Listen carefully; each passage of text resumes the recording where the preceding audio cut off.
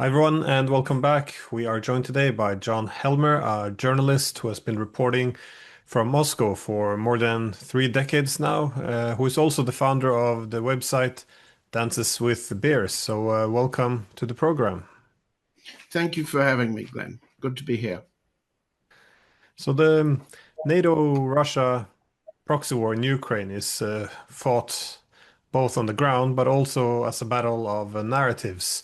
And it seems that often the ideologically constructed narratives seem to, well, almost always prevail over objective reality. And again, as a journalist, you have a good ability to assess both of these two wars being fought. So, um, yeah, often when one discusses the war, it ends up being a discussion of the media unavoidably, given that yeah, the narratives have begun to deviate so much from reality. Uh, but I thought a good place to start would be then how do you assess, um, I guess, the possibility of peace? Because to end the proxy war, the Russians are demanding to resolve the root causes of the war. Now, you've been hmm following the growing tensions between NATO and Russia for the past 30 years. So, what are these root causes which you think Russia demands being resolved to end this conflict? Well, to speak about the truth as distinct from the propaganda war, the truth is that for more than the 30 years in which I've been in Russia, and some people date this from, and I would, from the Bolshevik Revolution of 1917, but even earlier in British history, uh, the root cause is that the European powers and then the United States as the winner of World War II have sought to destroy Russian power in Europe. And whether that was called anti-communism after the revolution or not, it's fundamentally um, an empire strategy of Great Britain first and then the United States. And to the extent that uh, Adolf Hitler of Germany had imperial ambitions or expansion ambitions, the destruction of the Soviet Union was an essential part of that. So the war's root cause dates long before the end of the Soviet Union. The root causes that President Putin is speaking of are the well-known advances of the so-called NATO powers eastwards and the creation of war platforms, both covert war platforms and overt war platforms. Ukraine is an overt war battlefield and platform to attack the to at first attack the Soviet Union and then to attack Russia. And that particular, let's call it, method of war against Russia followed years of post-war attempts to subvert Russia, both culturally, economically, and politically, to encourage independence movements, which all failed, to encourage, as you remember, the abandonment of Russia by intellectuals, and so forth and so on. I'm not telling you anything you don't remember. But it's the failure of these Cold War methods that have led on to the active war methods from 1991. And when the attempt to break up Russia, the Russian Federation, after 1991 and destroy its economic capacities first, its trading capacities, and then its military capacities, when that failed during the Clinton administration, despite every move that people like Boris Yeltsin and his circle made to concede the US advantage. When all of that failed, the strategy of destruction of Russia had to become more kinetic, let's say. And that's what's happened since 2014 with the overthrow of the Ukrainian government of Yanukovych, and the building of a war-making platform with several lines of fortifications moving eastward to the preparation following the loss of the civil war by the Kiev regime, and ultimately with a plan of attack against Novorossiya and then the Russian mainland. Well, yeah, from the 1990s, we saw a common theme, though, which was the idea that relations between the United States and Russia, or NATO and Russia, should be one of managing the decline of Russia as opposed to actually embracing it, taking it into the European security architecture. But as you said, when this didn't work, we saw these documents coming up, and the goal seems always to be to extend or weaken Russia. That is, peace depends on defeating or just subordinating Russia, as opposed to finding a way of living next to them, harmonizing interests, pursuing indivisible security. Mm. But given that we don't have any of these, well, given that the solution is always to defeat Russia, how do you see the response to the peace demands or the concessions which Russia demands to end this conflict? Do you mean your question to refer to the current position vis-a-vis the Trump administration? Yes. Yeah, Trump and the Europeans. Well, Well, if I could elaborate, I guess Trump. Do you see this as being authentic? His desire to change the peace, to change this fundamentally this confrontational relationship they've had with Russia for at least the past 100 years, or is this just, I guess, another deception, a bit of a pause to regroup before they continue? the latter. It's very. Let's leave to one side the question of whether President Trump has a mind or not. That's doubtful. Second, let's come back to the question of how President Trump and his administration's propaganda work, calling war making peace, applying for the Nobel Peace Prize for fake peace arrangements, ceasefires, and so forth. Let's leave that aside for the minute. To go back to your question of what's authentic in the current negotiation, let's put it this way, and let's recognize that there are different factional assessments of the opportunity that arose for the Kremlin and for Russian policymakers, including the general staff, when the Biden regime was defeated in the election and President Trump came back for a second term. That's an opportunity, a strategic opportunity in which all decision-making factions in Moscow agreed. The question then became how to encourage the opportunity that arose after the total, let's call it, blackout of a Russian-hating regime led by a president in dementia, controlled by a group of Russia-hating individuals like Anthony Blinken and Victoria Nuland. Let's not make any mistake, and this isn't published in Moscow or in the United States, that people with identical Russia-hating backgrounds, both religious and familial, are in the Trump White House. And I don't just mean their administration. I mean the first floor of the White House, where you have the Deputy Chief of Staff, Stephen Miller, whose background is identical to that of Blinken and Nuland. These are Russia-hating war fighters who have had families having this doctrine for 100 years or more. The question from the Russian point of view is that Trump runs a political campaign, wins a political campaign, committed to the notion that he could end the war in a few days' time. Let's leave aside the particular rhetoric of 24 hours. How to encourage that opportunity. At the same time, as we know, we had a telephone conversation between President Putin and President Trump on February the 12th, in which President Putin made a very important concession on the battlefield.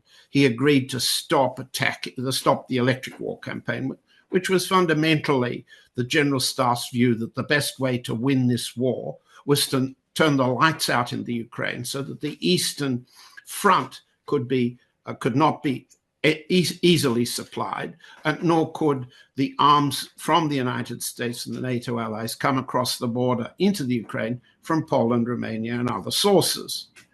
President Putin unilaterally offered that with the idea that there might be reciprocation on the Ukrainian side. There was no reciprocation. The Ukrainians have escalated, if anything, their attacks on Russian energy infrastructures, as you very well know, and as your programs have made very clear and creatively, importantly clear. So concessions have been made to slow down, by the Russian side, to slow down the General Staff's plan for bringing the Ukrainian war to an end on the terms that Russia was proposing. The terms that President Putin spelled out last June of 2024, and repeated many times, have involved not the American idea of land swap, but rather the integration of Novorossiya, the 4 regions plus Crimea that are already legally part and constitutionally part of Russia, of the creation of a demilitarized zone of a depth required to protect the Russian mainland from any range weapon the NATO Americans would deploy on that battlefield, and the denazification of the regime in Kiev, which at the very least meant new elections. Okay, those were, to put it as simply as possible, the shortened version of by President Putin of a much bigger attempt to address the root cause. Let's say, to simplify it, the root cause was to end the prospect that the Ukrainian battlefield would continue to be a NATO redoubt for continuing the war for the destruction of Russia. Of course, the Russian side preceded the special military operation of February 2022 with 2 treaties. The 2 treaties offered to the United States and NATO, December 17, 2021, proposed a security, mutual security, reciprocal security architecture for Europe, which would have the effect, if accepted, of ending this 100-year-old war against Russia. In other words, to remove not only the Ukrainian battlefield as a NATO or a Western or an American redoubt against Russia, but would equally apply to Romania, to Poland, to Bulgaria, going southwards, going northwards from Poland to the Baltic states, Sweden, Norway, Finland, across the Arctic Circle to the Far East, and so on, and certainly deal with the threats that have materialized against the Russian Caucasus in Iran, or against Iran by Israel and the United States. That security architecture, you could say, the treaties to embody that framework, were dismissed summarily by Blinken, Newland, and the Biden administration. And that simply accelerated the decision in Moscow to have to save the situation in eastern Ukraine from an imminent Ukrainian attack and conserve the focus of Russian military targeting on the Ukrainian battlefield and leave the other battlefields to later. Well, here we are now. And the question you asked me appropriately, Glenn, is what does the Russian side think is the Trump administration's approach, and how much of an opportunity is still conceded? Well, in the first place, the Russian side acknowledges what the Trump administration says And by saying, I don't mean simply the Trump tweet machine. We'll come back to that as a very interesting form of propaganda in a minute. The US policy is one of getting out of the Ukraine as a battlefield for the United States, putting in its place, if they wish to pay the United States, the European powers, and then extending the same formula.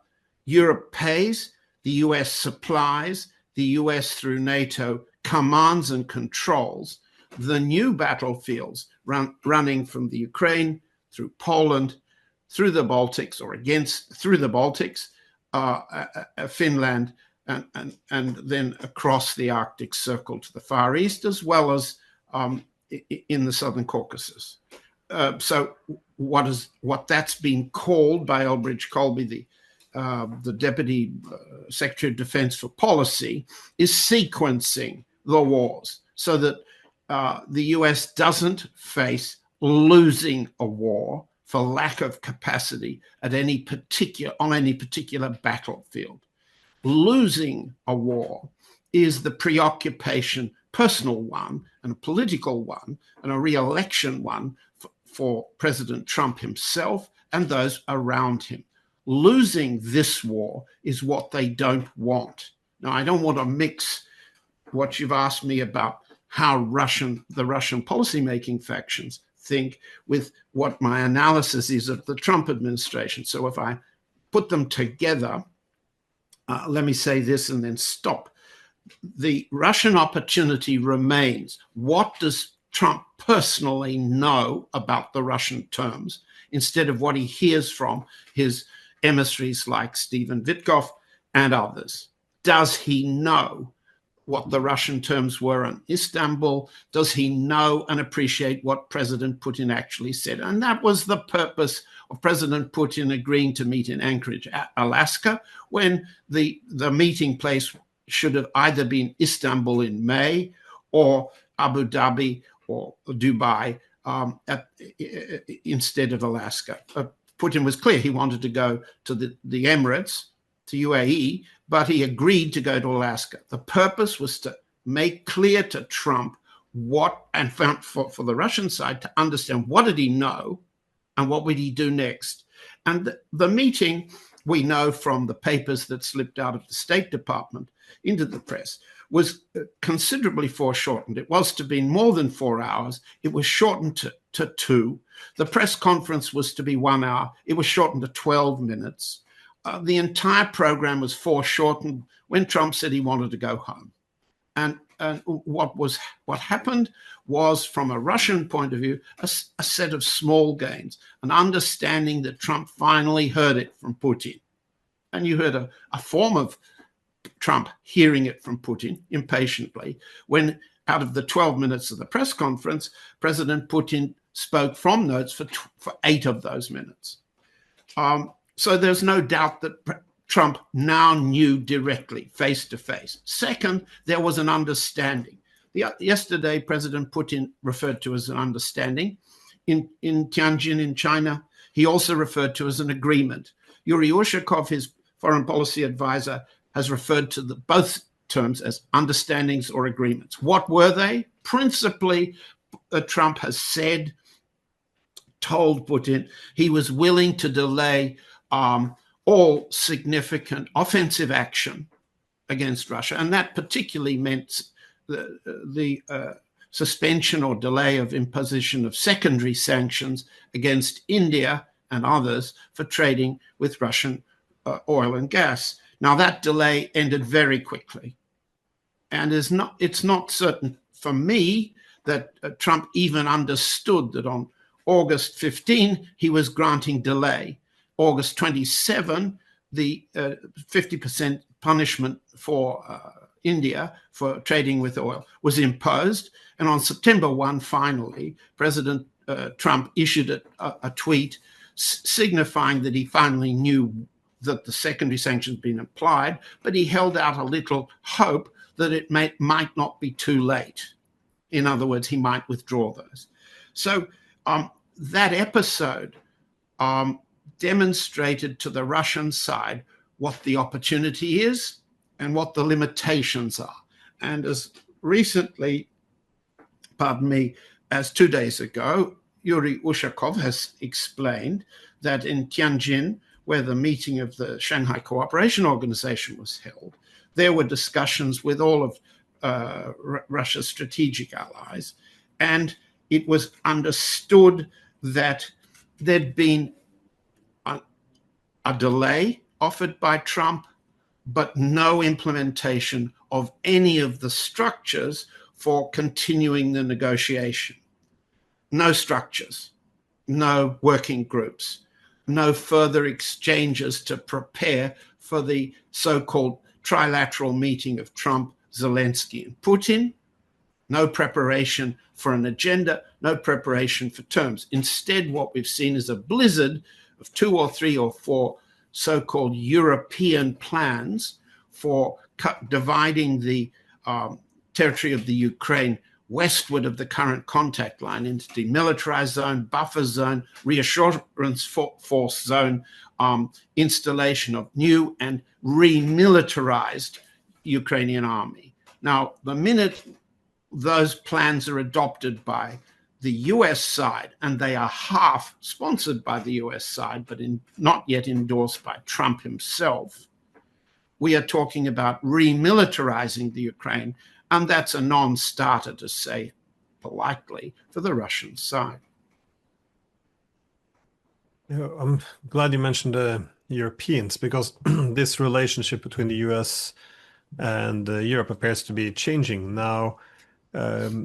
Obviously, as the Russians are winning the war, it's quite predictable that the United States would seek some kind of a de-escalation. But I guess after this is where the Russians become a bit cautious, because they would like then to find a way of not just de-escalating, but then putting a final end to this conflict and the root causes. But it does appear that, especially with the Europeans, that they want to have the options of escalating later once they've regained the strength, reorganized. So again, not finish off this completely. I mean, this is kind of a unique, well, I guess you can call it an opportunity to have hundreds of thousands of Ukrainian soldiers possibly being used in the future as a balance against the Russians. So this is not something they want to walk away from right away. But with the United States, one never gets a real clear commitment which way they're going to go. And again, it often seems that it falls within this strategic ambiguity. But do you think the Americans are only after a different distribution of labor between them and the Europeans, as the Europeans are expected then to continue the war against Russia, to continue financing it, while the US doesn't have to take responsibility for losing the war? They can make some money of it by selling the equipment, and also have the opportunity to start some bilateral ties with Russia to make sure that they have, that they don't isolate themselves from one of these Eurasian giants, and I guess make the Europeans paid all of the cost. Or do you think there's something more genuine behind this in terms of reorganizing relations? What do you mean by genuine, Glenn? Yeah, that's a great. Well, well, maybe authentic. That is, that they actually want a permanent end to the war. So is the goal here to actually end the war, or just I guess climb down the escalation ladder? Because when you're a dominant power, what you often seek is escalation dominance. You increase the Yes. tensions when you want, and then you de-escalate when it's appropriate. But ending a conflict altogether, then you lose control over this escalation dominance. So because that reduces your ability to escalate in the future when it's of use. So so in other words, do you see any indications that Americans are prepared to actually give up this escalation dominance, that they're willing to No. put an end to And this? I think that's, I'm sorry to interrupt you. I think that's the right way, the right terminology. There's no evidence whatsoever that either at a personal level for President Trump or in the Department of Defense, in the White House, and this strange mixture of the National Security Council and the State Department that's being created, or in the intelligence agencies. There is neither a shortage of Russia-hating warfighters of exactly the same kind as I've said, of the Blinken gang of the previous administration.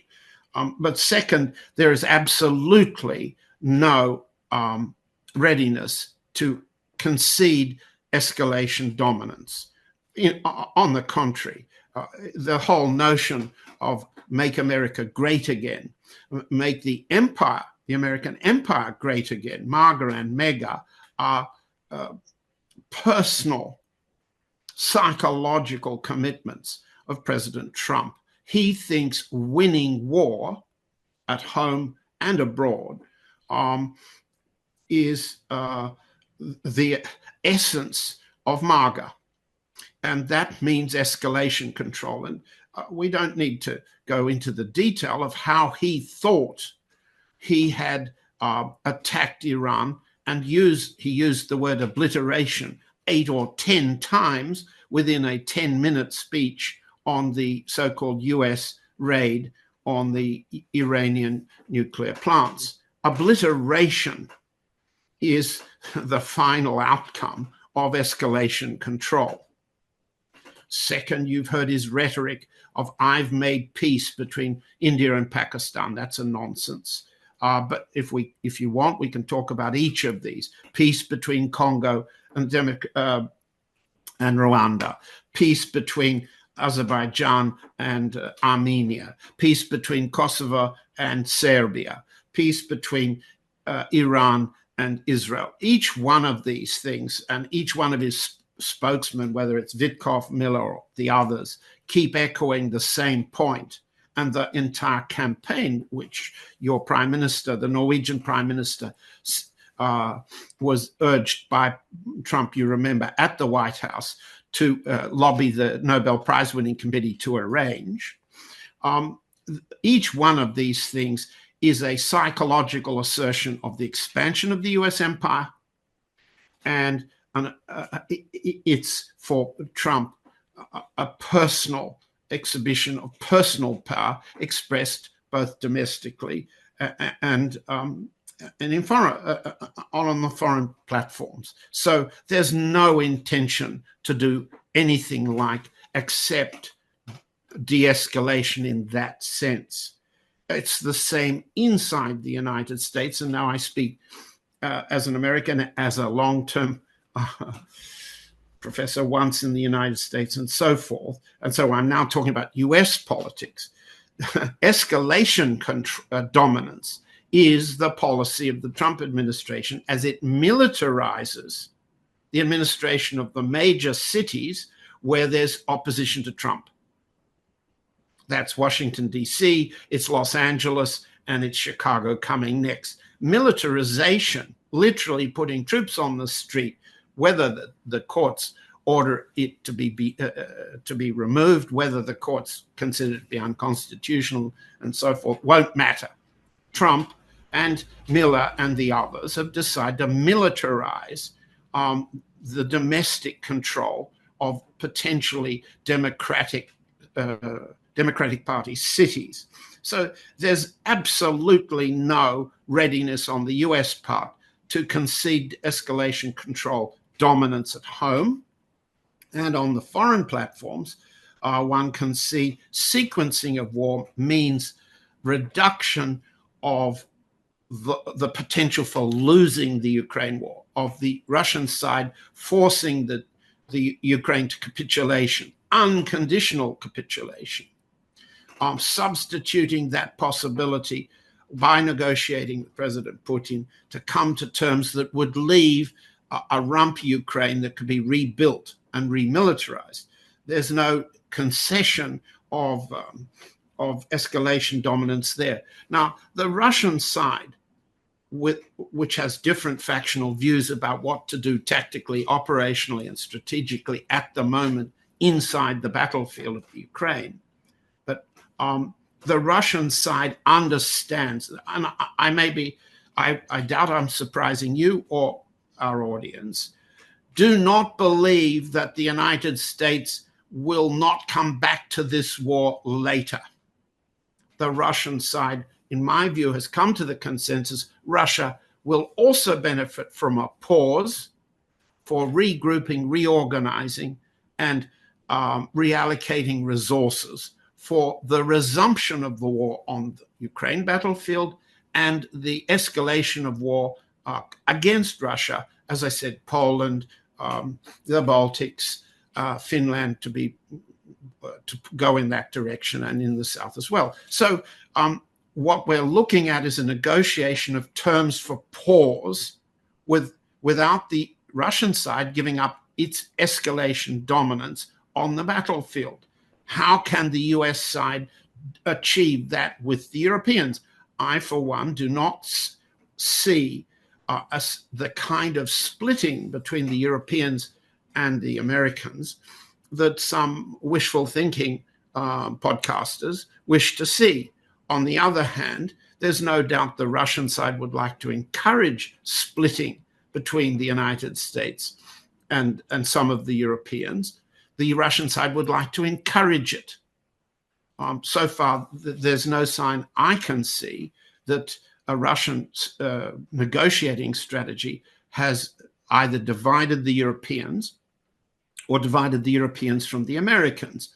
But if you raise the question, why do the European regimes think that continuation of the war, this war against Russia, is good politics, will keep them in power and keep themselves and their constituents in money, that's a different question, isn't it?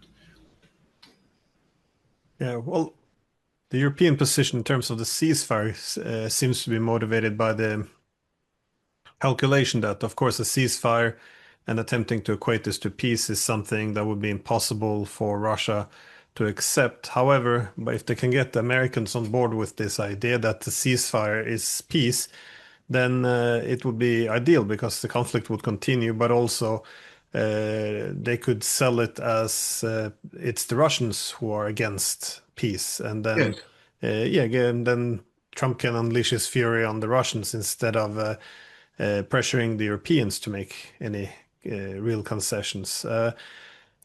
But some of the other things the Europeans are calling for, though, so sending troops, demanding reparations from Russia, continuing to talk about NATO expansion, demanding security guarantees, not for Russia, of course, but only for Ukraine. All Yes. of this just appears to be, still packed with a lot of self-harm, because when you're losing a war, you would assume there would be some efforts to, reduce some of these losses. However, but you're right. These are tripwires, Glenn. They're tripwires to make it appear, just as you said, that the Russian side is responsible for the continuation of the war. The Russian side won't negotiate authentically and with goodwill. The Russian side, first, would not agree to the immediate ceasefire. Now, I think the Chancellor of Germany, Friedrich Merz, kept mentioning ceasefire at the last roundtable that the European leaders had in the White House. I think that was no longer the tripwire of, and we moved on to the meeting with Zelensky. That's the Russian side have avoided that, and Trump has not. Having dropped the ceasefire and accepted the notion of a peace agreement with security guarantees, he had moved his tripwire a distance from Merz's, for example. Then the Europeans offered another tripwire because they knew President Putin will not meet Zelensky.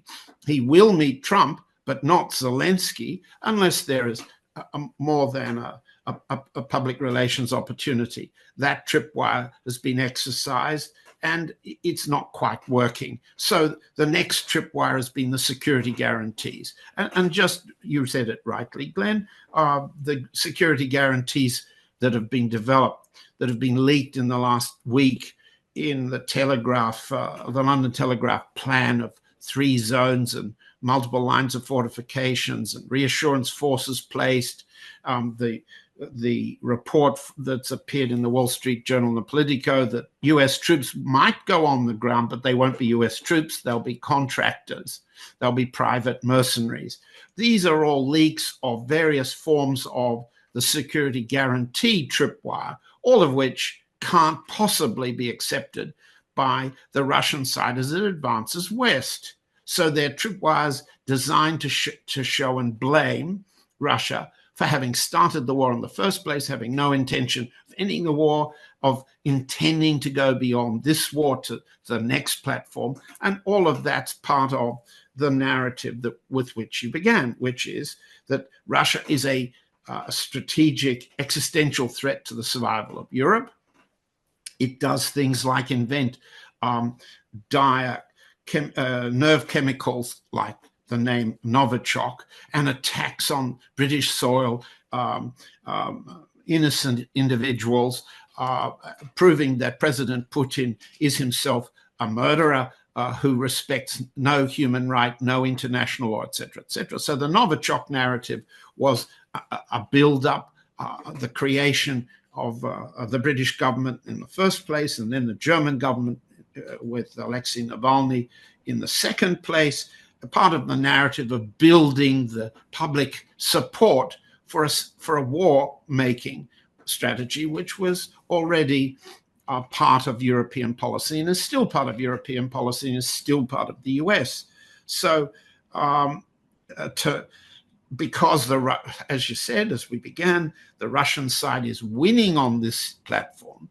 The problem is how none of the combatants on the other side wish to accept the political losses of having lost on this battlefield. So they continue, but the sums of money at stake are huge, as you know.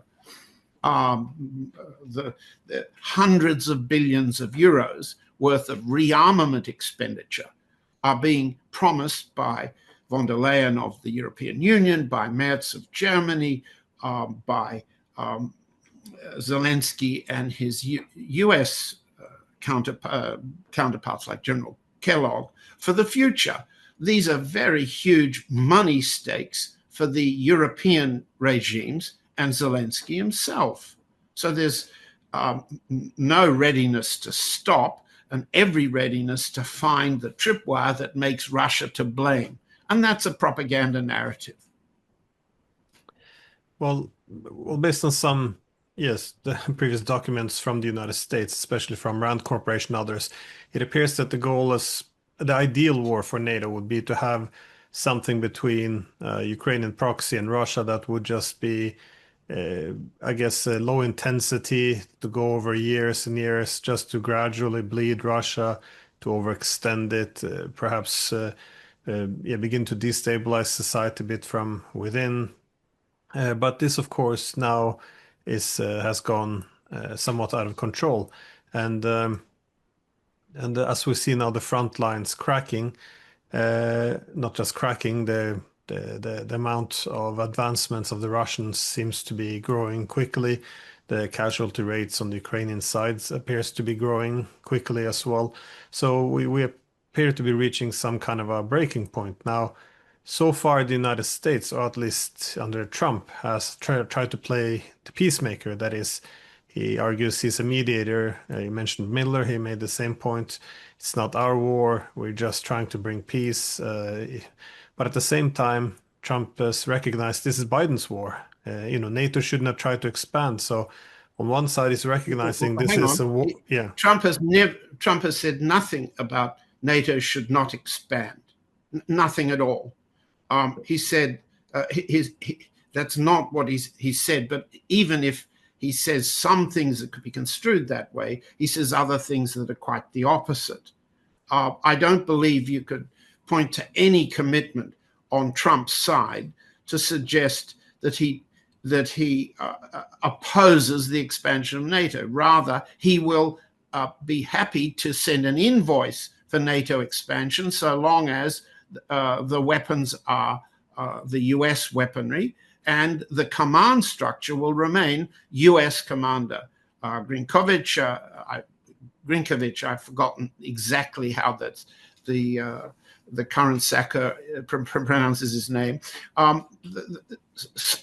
Command and control will remain American. Battlefield intelligence and targeting coordination will remain American. But the payment for all of this will be from the European states to put in Trump's pocket. And by putting it in Trump's pocket, I mean literally. The bribes involved in this passing through Witkoff and his family members, and Howard Lutnick, the Minister of Commerce in the US. These are very, very large, and they dwarf the bribes that the Biden family or the Clinton family took in their relations with these matters.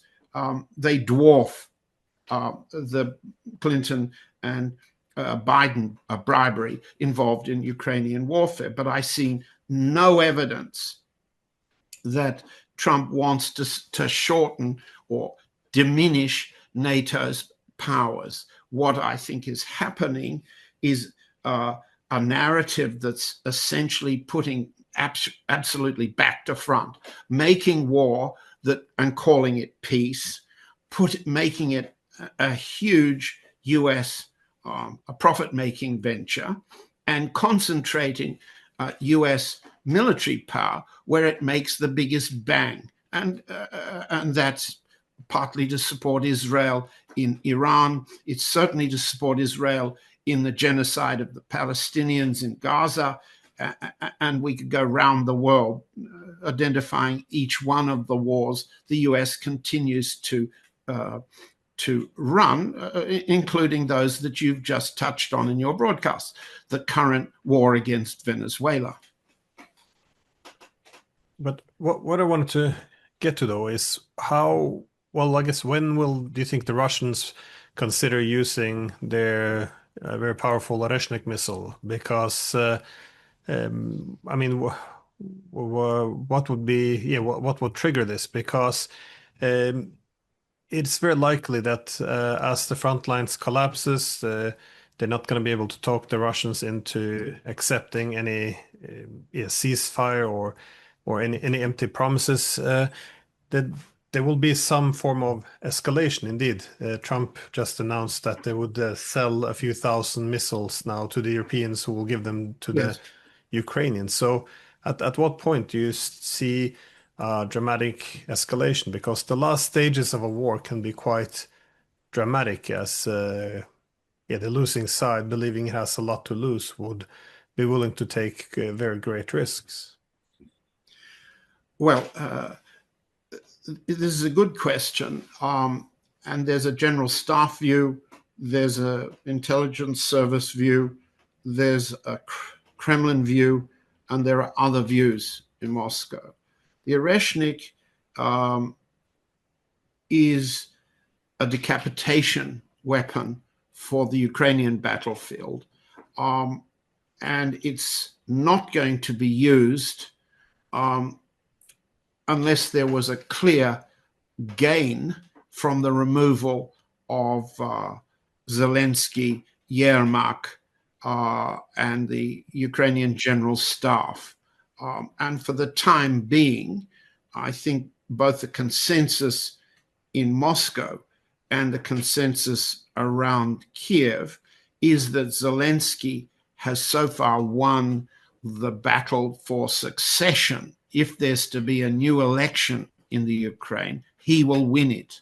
General Zaluzhny will not win it. Former President Poroshenko will not win it. And what we're seeing from the assassination of Andrei Parubi is that the Azovists are fighting now among themselves. So the position on the Russian side, the assessment on the Russian side at this stage of the game, and it's premature to say this is a policy, is that decapitation would not achieve a political outcome that would be favorable to Russia, when the more important military outcome is to remove the capacity of the Ukrainian armed forces and their supplies and their intelligence sharing with the United States.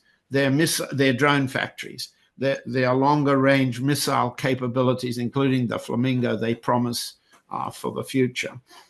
The you don't need a Reshniki to hit those targets. What you do need is to turn the electricity off from the entire country. And that's something, strangely, that President Putin has not allowed the general staff to proceed to, because there's been a suspension of electric war targeting in the West, certainly from Kiev to the Polish border. Second, day before yesterday, President Putin had a conversation with the Prime Minister of Slovakia, Robert Fico, in which he suggested to the Slovakians that they should cut their electricity supplies to the Ukraine in retaliation for Ukrainian attacks on the Druzhba delivery of oil and gas to Slovakia. Now, if Putin tells Fico, why don't you cut your electricity supply to the Ukraine, how come President Putin does not tell the general staff, take out the electricity in the west of the Ukraine? Well, it's a paradox. It's also moving in time. We are approaching the time when there are other ways of ending this war, bringing the Ukrainian side to unconditional capitulation. And obviously, and you've said it already, Glenn, the European allies and the US don't want to see that happening as their defeat. So that's both a narrative problem for them and a military problem for them.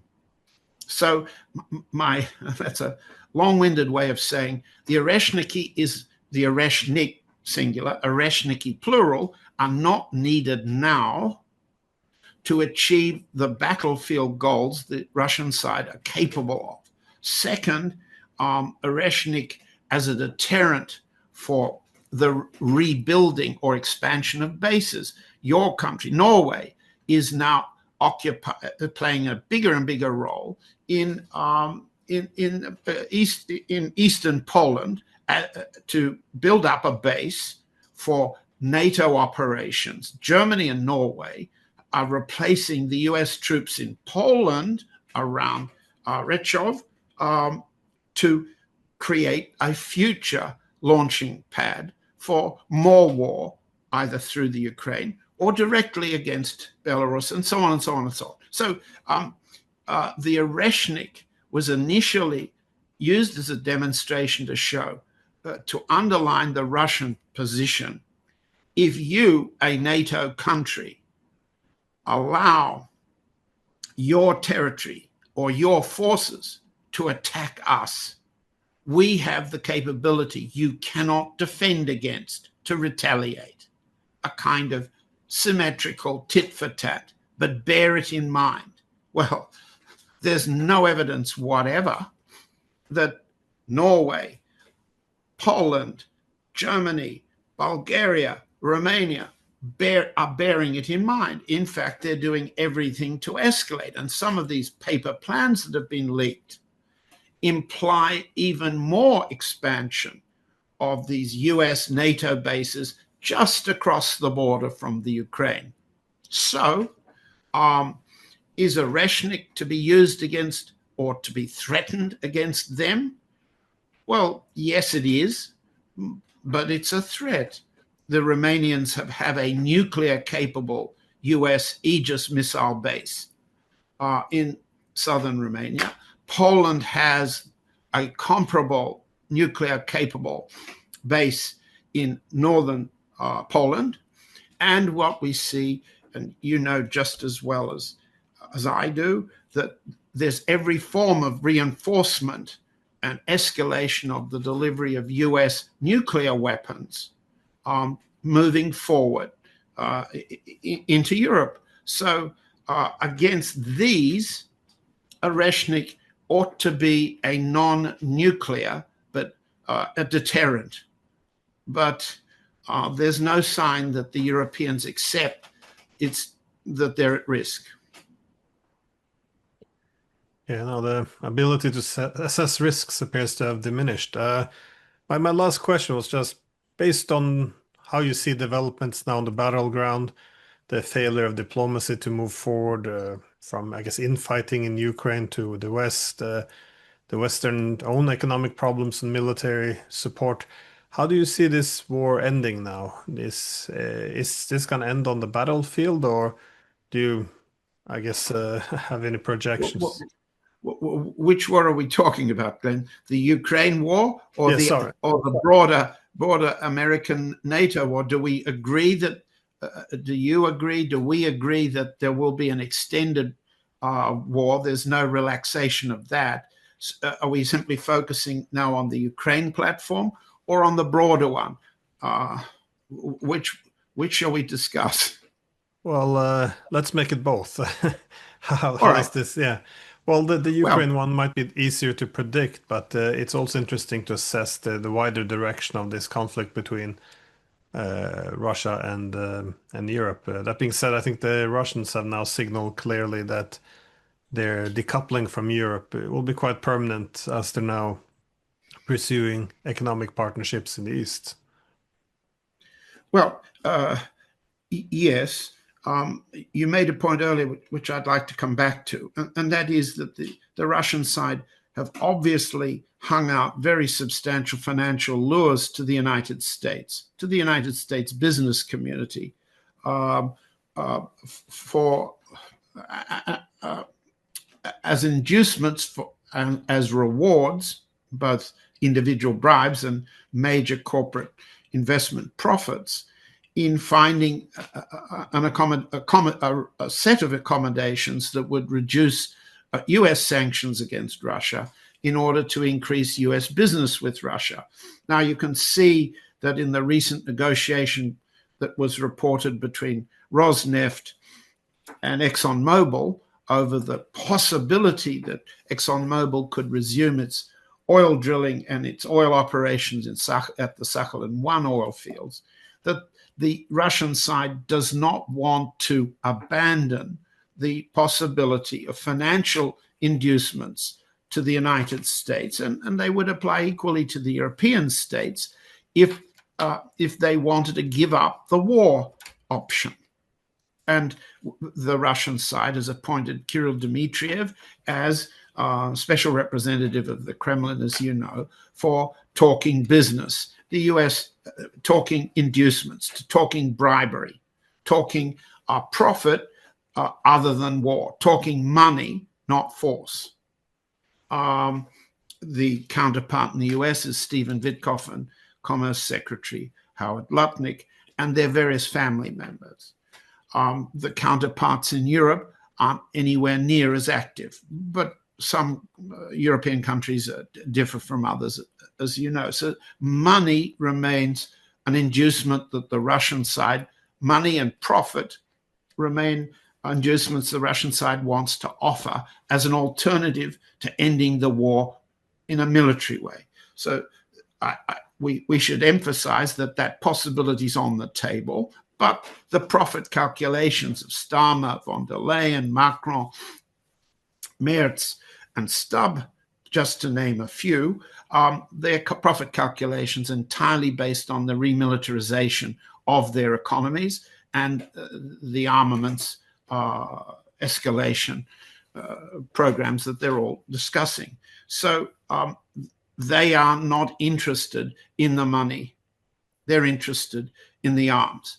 What happens if the Ukrainian war ends in unconditional capitulation of the Ukrainian military? How would that work? Well, the first word to use is slowly. It won't be achieved fast.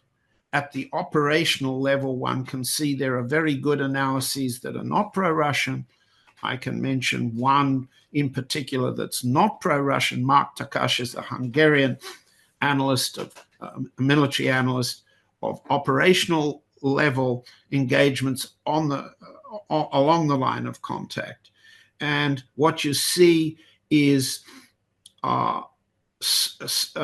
accelerating operational gains from company level to battalion level, increasing Russian operational ambition to move westwards, especially through some of the salient Zaporozhye, perhaps a priority, feinting and deception operations by the Russian side in order to confuse the Americans, the British, the Ukrainians, and others as to where they will move next and with what level of force.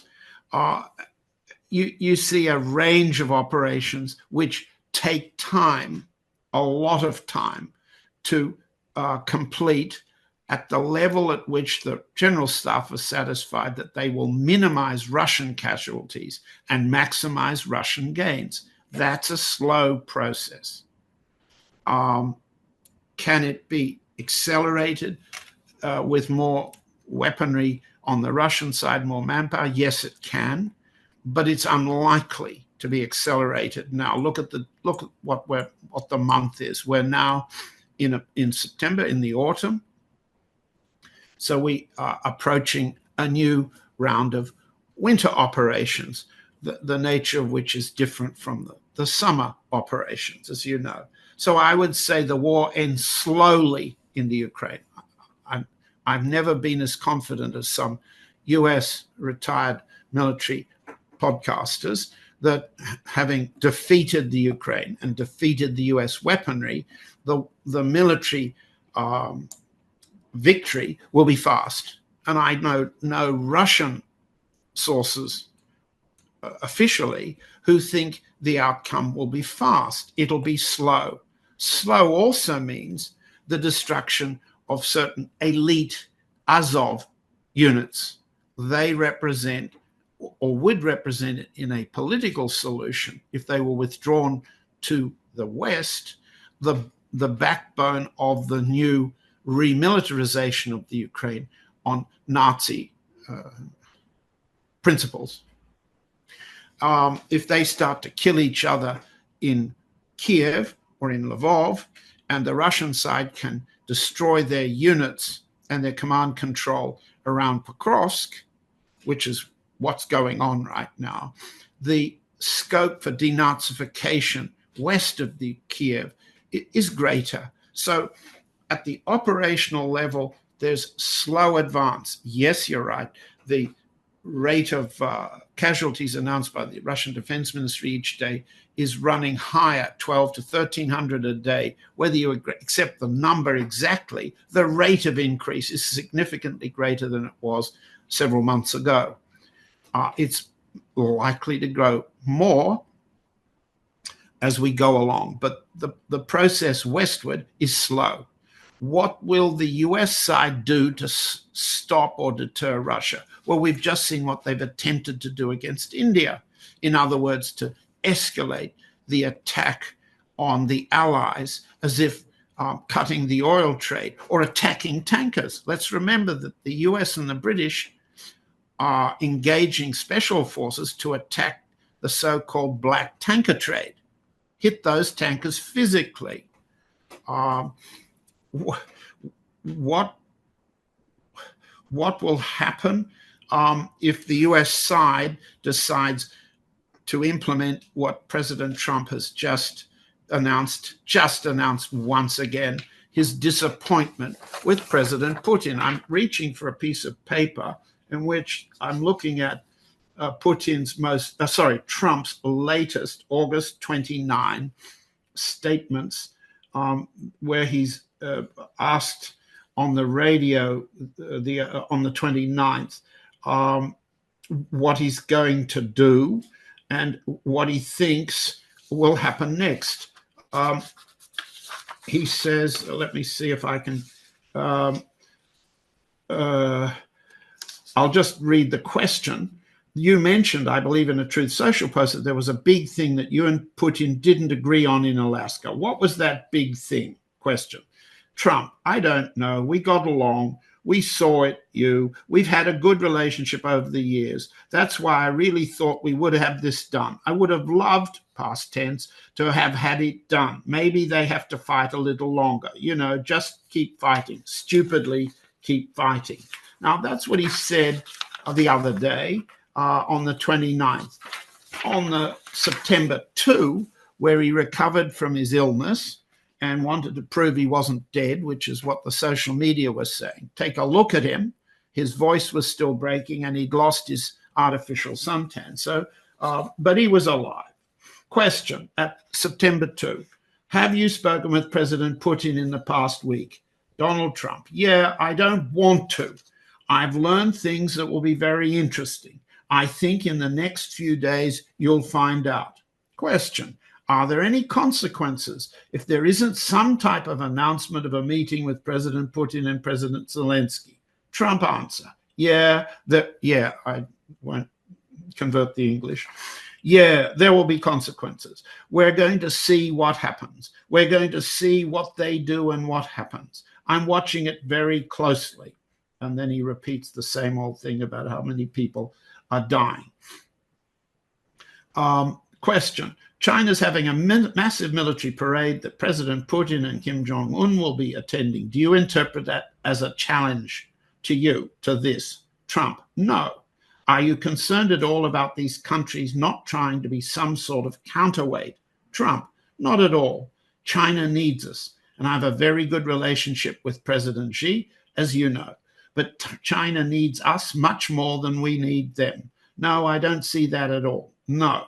And I had actually a very good meeting with President Putin a couple of weeks ago. We'll see if anything comes out of it. If it doesn't, we'll take a different stance.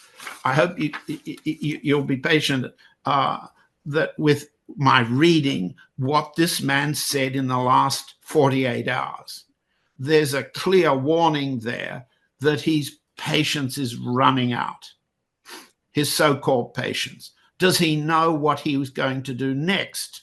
Answer, it's as unclear that he knows what he's going to do next as it was unclear what he would do to the Indians. So to go back to your question, Glenn, how does the Ukraine war end on the battlefield?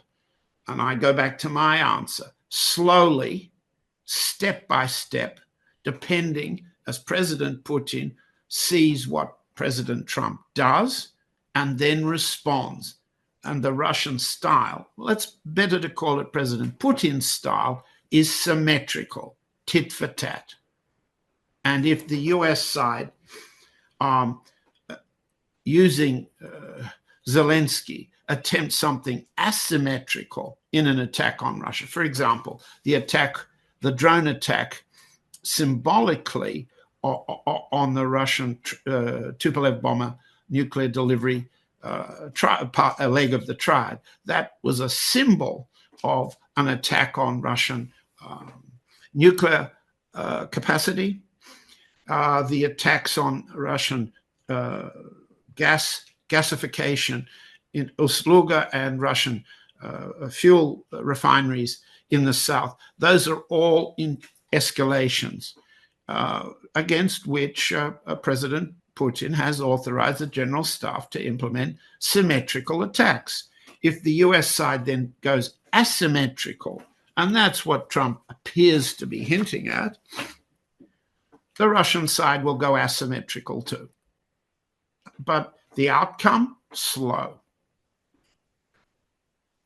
Well, John Helmer, thank you so much. It's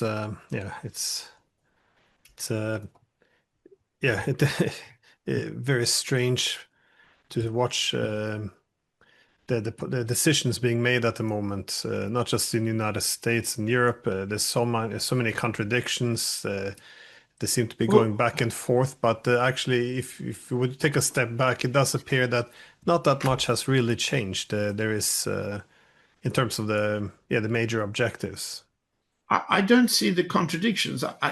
We don't disagree, Glenn, but I don't see that there are the contradictions that are either hoped for on the Russian side or claimed on the, let's call it the podcaster side. What I see, however, is the exhaustion of the Russian theory of Trump opportunity. That's running out. But if you've got a minute, let me go back to the point that we began with, the difference between the propaganda narrative when the European side will say we're winning the war, the Russian side says, well, you're losing the war. When the US side says we aim to make peace. When Stephen Miller says we are not part of this war. We are not a combatant. We are not. We are only engaged in a humanitarian mission. Why do they say things that are so obviously false? Well, a White House operative is essentially talking to the domestic constituencies. And we have to understand from a White House political calculation that President Trump is gaining no votes, no improved approval for his handling of the Russia-Ukraine war. In fact, and I'm looking at my chart here of polling, the Gallup polling shows that disapproval of President Trump's handling of the situation in the Ukraine has been growing between March and July. Approval was 41% in March of his handling of the Ukraine war. It's dropped to 33 in July. That's a -8 loss for a White House calculation. That's a significant loss. The only comparable loss of support for what Trump says he's doing, war is peace, and so forth, is on immigration. Let me looking at the Gallup poll, in February 2025, there was a 46% popular approval for Trump's handling of the immigration issue. In July 2025, it was 38, -8 points. Now, nothing could be more dramatic from American domestic politics than the handling of immigration, the militarization of the cities, the creation of a new federal police force called ICE, and so forth and so on, and the demonstration of cruel deportation, men in chains being flown back to other countries. If that's not approved inside Trump's base, then Trump's base is shrinking.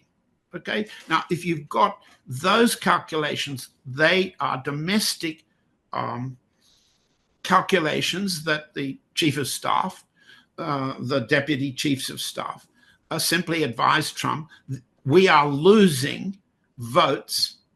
We are not gaining votes from our propaganda offensive.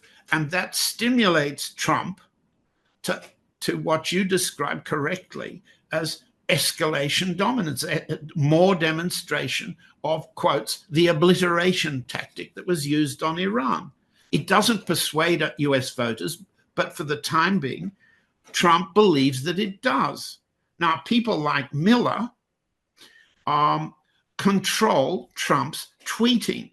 It's a complete misapprehension of how the White House works to think that Trump improvises these tweets and improvises these short press conferences. For a start, the press conferences are now manipulated so that only the press who are briefed to ask the questions are trusted near him. And so the question and the answer are always prepared in advance. So are the tweets. Miller controls speech writing. He controls the social media. And he reports to Susan Wiles, the chief of staff. And you can see from the floor plan of the White House itself how close they are around the president. Now, this is a unique propaganda narrative forming unit in which they believe not only that they must demonstrate escalation dominance, but if they think they're losing in one place, they will remove their violence to another place. To the extent that they want to delay against Iran or against Russia, they will escalate on the Panama Canal and in Venezuela. They think that makes support. They are wrong in calculating, but it's understandable that they think that.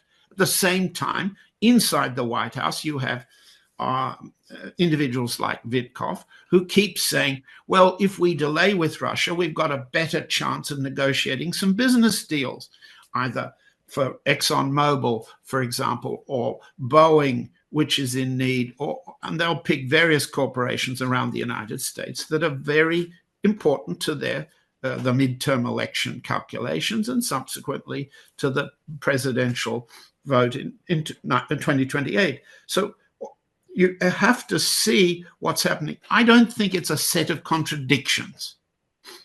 I think what is happening is that where we started.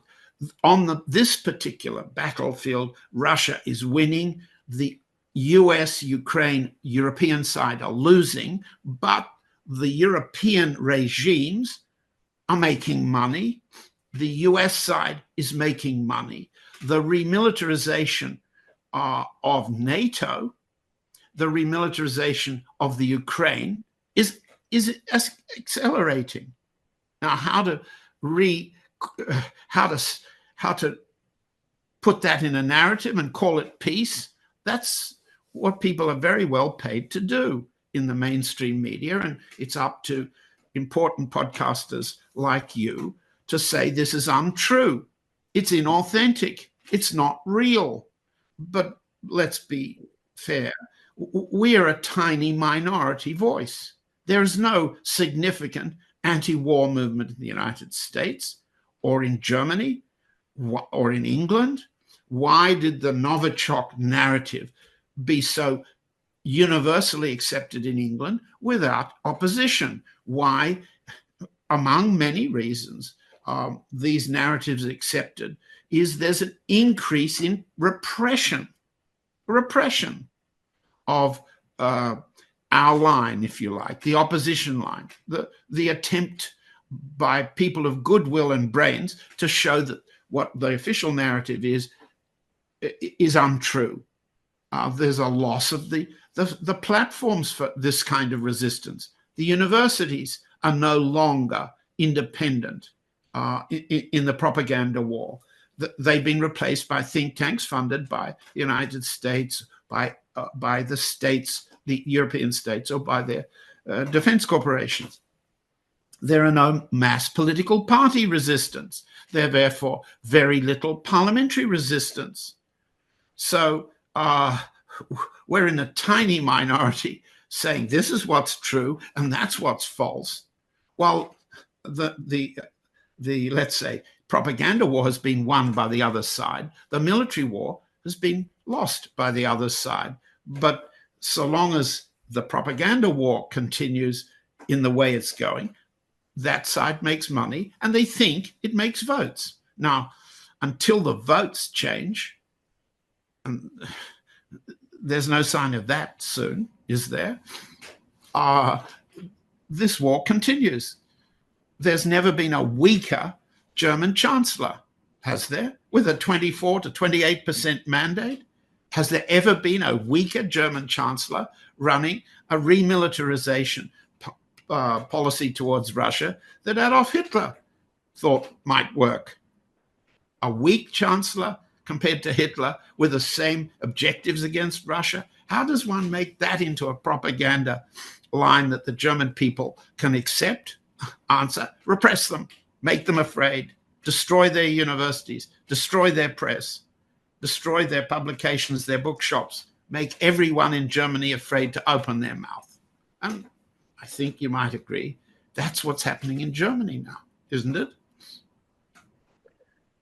Yeah, unfortunately so. It's I have noticed that not just in Germany but around Europe, the lack of acceptance or tolerance of any dissent. It's this idea that I think any dissent it goes so straight to the heart of the wider ideological narrative of what we're doing in Ukraine, what this world order under the liberal hegemon is supposed to represent. That any dissent becomes an attack on, seen as an attack on the West itself, as an attack on the role of liberal democracy. It's just no, it's facts and discussion, and dissent has no place anymore, which is a great shame.